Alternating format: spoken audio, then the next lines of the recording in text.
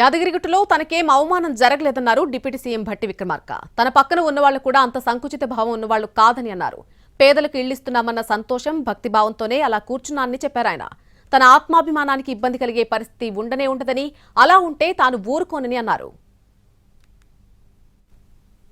నేను పీట మీద కూర్చోవటం అంటే స్టూల్ మీద కూర్చోవటం కంటే కూడా నేను ఆ పీట మీద కూర్చొని ఆశీర్వచనం తీసుకొని కృతజ్ఞతలు చెప్పుకోవాలనే ఆలోచనతో చేసిన కార్యక్రమం తప్ప నన్ను ఎవరు అక్కడ కూర్చోబెట్టే పరిస్థితి లేదు. నా మిత్రులు కూడా ఎవరు అటువంటి వాళ్ళు కాదు. వాళ్ళు ఎవరు ఆ రకంగా అటువంటి మరీ న్యారో మైండెడ్ ఉన్నటువంటి వాళ్ళు కాదు వాళ్ళు ఎవరు. అట్లాగే ఒకవేళ అటువంటి వాళ్ళు ఎవరు ఉంటే తారాసపడితే అట్లా ప్రవర్తిస్తే చూస్తూ ఊరుకునేవాడు కూడా కాదు నేను. ఇది నేను సరే ట్రోల్ చేసినటువంటి వాళ్ళు కొద్దిమంది రాజకీయ దురుద్దేశం చేసి ఉండొచ్చు, కొద్దిమంది నిజంగా బాధపడి చేసి ఉండొచ్చు. వాళ్ళకి వీళ్ళకి నేను ఒకటే విజ్ఞప్తి చేస్తా ఉన్నాను. జరిగింది అది.